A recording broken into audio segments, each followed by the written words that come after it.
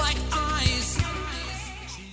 Hello, everyone. Welcome back to Eternal Midnight. I am Santino. I'm here with Chad. What's going on, man? What's up, dude? All right, so this has been a fun weekend for us. We talked about the Babysitter literally just a few days ago, and now the sequel has come out, Babysitter Killer Queen. And Chad, what did you think of it, man? I'm not gonna lie, I had a blast. Same. I had so much. It's like I don't really know how to describe it. I mean, we'll go into it more, but it's like there were some things that they did that I wasn't a fan of. Yeah. But I thought that there was enough other good stuff in it that made up for some of that. That it's like, if someone like gun to my head right now, someone was like, "What's better, the first one or the second one?" I'd be like, I'd say they're about tied almost, because they're both fun in their own ways. I mean, this one even had like one of my favorite lines was when what's his face, Robbie Amell's character Max shows up and he still has no shirt on. They even say something about it. They're like, "Oh, like he still has no shirt on," or something like. I'm like, or no, they're like, "Why doesn't he have a shirt on?" Who knows? Who cares? They just had a blast with this one. Yeah. Okay. So like the thing is, this movie has its fair share of has its negatives and its positives, and I want to get to the positives last because I want to end with the positives. I want to talk about the negatives for a real bit. The movie had two issues. Number one, Melanie. I don't like what they did with it. I hate when movies do that. I hate when they establish the character as like one thing in one movie, and then in between the movie, I mean, the explanation they give for what they did to her, I don't think that was strong enough. It was so shallow. To me, it's like this. To me, it was like this. I'm fine with Melanie turning evil if you give a good reason for it. Like, I think I was no joke. After I watched the movie, I sat down and I lied on my bed like, how could I have done that better with Melanie? And I said, and the thing is, Melanie basically wants to do the sacrifice thing to become an influencer. Like, that's the reason you have. Like, I would have, honestly, it would have been better to me. It would have been better if 2 years after, Cole's with the new girl as a girlfriend and Melanie's with her boyfriend, but Melanie loves Cole. So that's the reason why she's doing the ritual, so that when she drinks the blood, Cole will fall in love with her. That's a better... Right. Like, maybe something from the first movie affected her so badly that it's like, it's had a negative effect on her, and she's like spiraling down. And it's like, since the movie is focused on Cole, it's like, it didn't focus on what happened with her. And then like that, when the big reveal happens, why that could be the reason.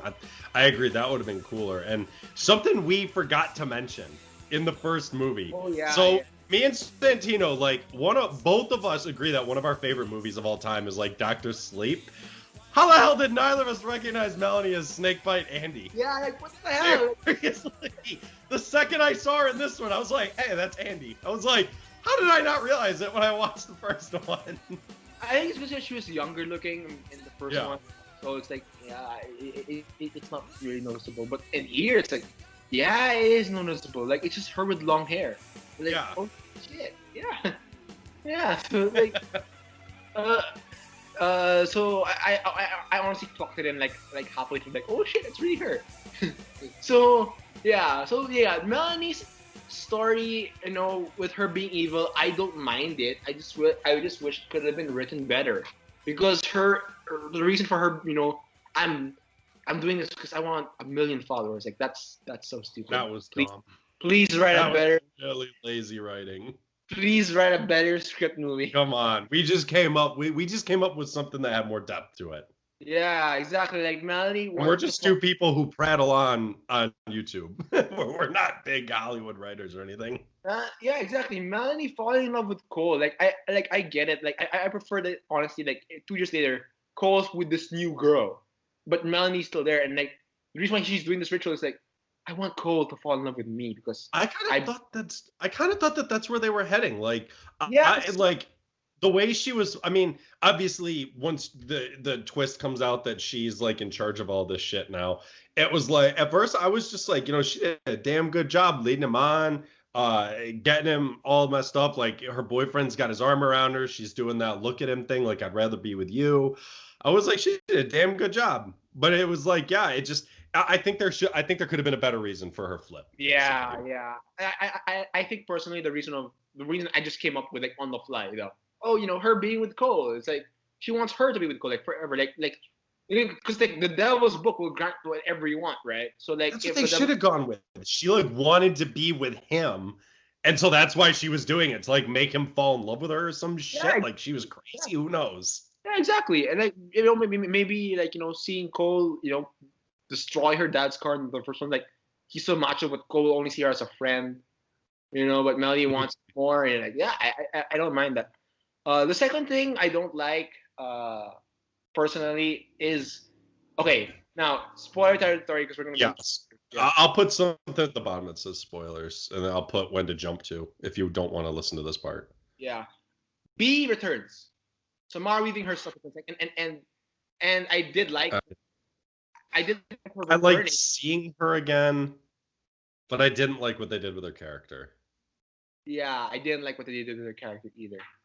Like I, I thought like that flashback they did, I thought was so lame where she's like, you saved my like you changed my life that night when he told her he loved her. I'm like, bullshit. I know. Also, it's the fact that honestly, the the plot that of her being integrated back in the story is really like you have to like it's a Hail Mary plot. Like seriously, like And she why? just comes walking out of the lake too. I was like, what the fuck? Like why is it so contrived? Like I don't get why it's so contrived. Honestly, like the thing. Okay, look, And her she plot took a like big chance yeah, on banking big that Cole was chance. gonna have sex with Phoebe.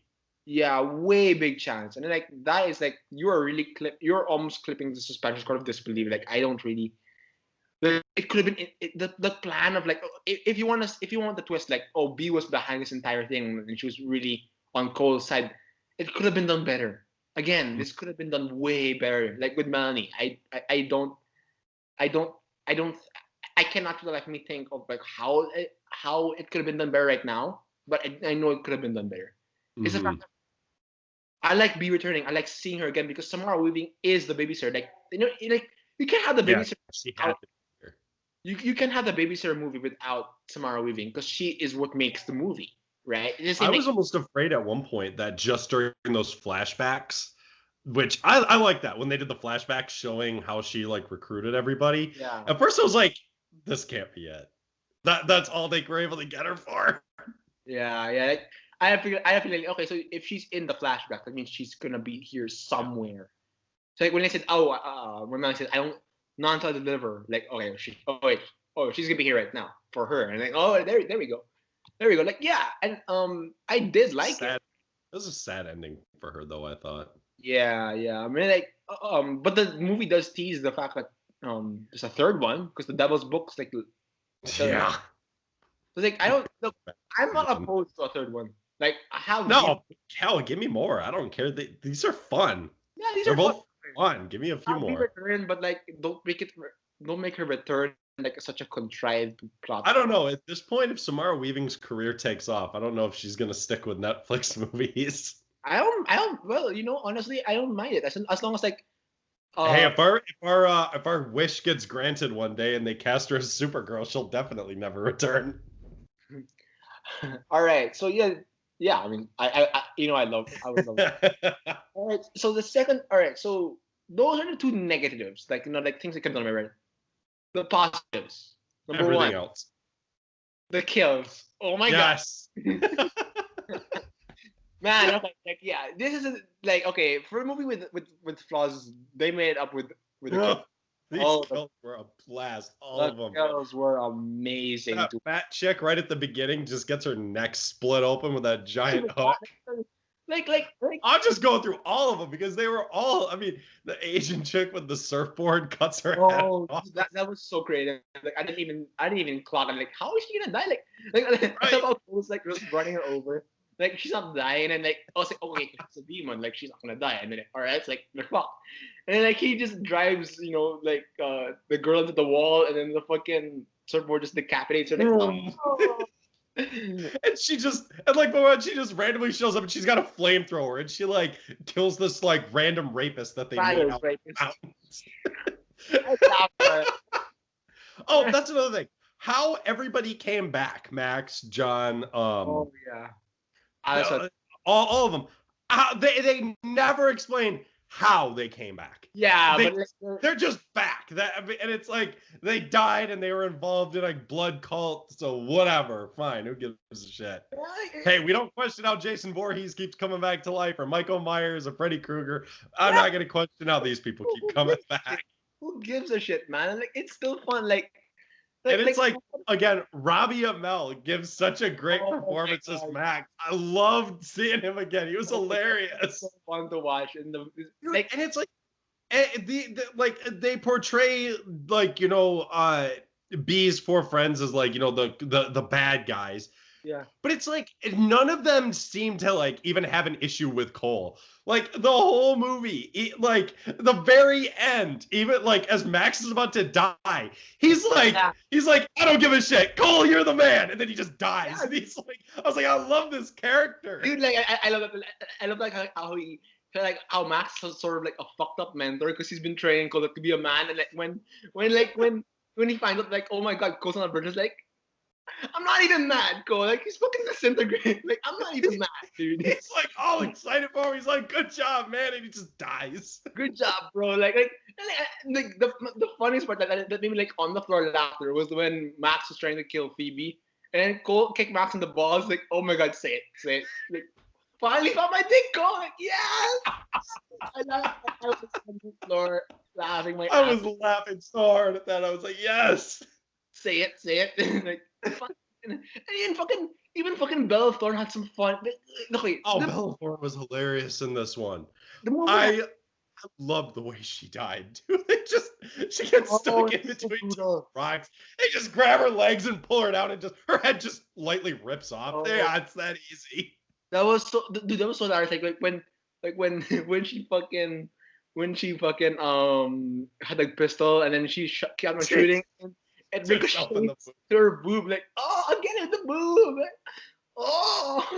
Oh man, that was so hilarious to watch. It was I was like laughing my ass off, honestly. And it's like, you know what? I'm glad that they brought those four back because, I mean, it's sad that what's her face, Sonya barely had anything to do because I mean she died pretty quick and she barely had any lines. But it's like I still like the character, but it's like the rest of them, John, Max, Allison, all three of them. They were so fun performances again. They were so fun to watch. Like yeah, like you're not gonna get like a fucking Oscar Joaquin Phoenix joke here, like, but dude, like it's like, these people had smiles on their faces. You could tell they were trying not to laugh. They were having a good time. They know the kind of movie they're in. They even like poke fun at the movie itself and the original one. It's like these people realize they're in a Netflix film called The Babysitter Killer Queen. They're like, let's just have fun with it. Yeah, like one of my favorite scenes on is like what made me laugh aside from the dick joke. Like I never caught myself laughing at the dick joke. It's when Max fucking says, I'm gonna do this jackass style. He jumps on the fucking floaty and he's being pulled by the like, yeah, let's go harder, go harder, like let's go faster, and they go trying to shake him up and like let's go, like that was like one of the best because ever. Like he fucking kills the engine, like he goes forward, like he goes forward, he puts the string and then it's flammable, and then he gets I'm on fire, and then like he falls and then he turns the propeller on and it gets shredded. Like, oh, it was hilarious. What a way to go. It's almost as funny as the scene where like they're in the bed, like where Phoebe and Cole are in like the shelter, like the bunker, and they're having sex. And there's like this montage of like like things like they're dancing with their 80s outfits, and then like that was so random. Yeah, it was so random, but it was hilarious. Who gives a shit, man? It's so fucking funny. It's like I loved it. I was like when they're all dancing and then the four demons or the four blood cult members are the backup dancers. That was hilarious. I mean, this. We didn't even talk about John that much. John was fucking hilarious also. Like John's always been funny. Like I'm the first black for the first time, a black guy doesn't die first. Like, Didn't what's his face Max say something like you died first last time or something? yeah, like yeah, that's a post Jordan Peele era movie progress. Like Yeah. nice. I like that. Yeah. They brought up Jordan Peele. That was hilarious. This movie was. It's like for some of the shit writing that we said earlier about the ideas we weren't fans of. It's like there was stuff like that. Yeah. That it's like that was smart writing that they stuck in there. Yeah, exactly. Like even fucking like when he's dying, like for no reason whatsoever, like Jordan Peele goes like black power, black power. Why? Why would you do that? I'm not opposed to it. I'm just like, dude, it's just so random. Like, you know what? I'm gonna. I think it's just there to laugh, which for a comedy, it did its job. I laughed a lot at this movie. Yeah, and like, and you know what? Genuinely, there are some genuinely tense moments in the Babysitter Killer Queen. Like, I never caught myself seeing that. Like when they're under the car and the snake's there trying to crawl up to Cole's like leg. Like, yeah, that was like a genuinely like scary, tense moment. Like they're outside and like any moment they be like, like, oh shit, and honestly, one of the other positives is like besides the comedy, which like made me laugh, actually like really laugh hard. Like I never thought I'd be laughing at a dick joke until this. Yeah, because in the context of it, it's like Max gets like in the first one, Cole couldn't find Max's dick, but now it's like, oh, he finally found it. Like, oh, that's hilarious. One of the other like is the integration, honestly, of Phoebe. I did like Phoebe. Yeah, Phoebe was a good character. As a character, like her backstory is leaves a little bit to me more desired, but I did like the character. It was a little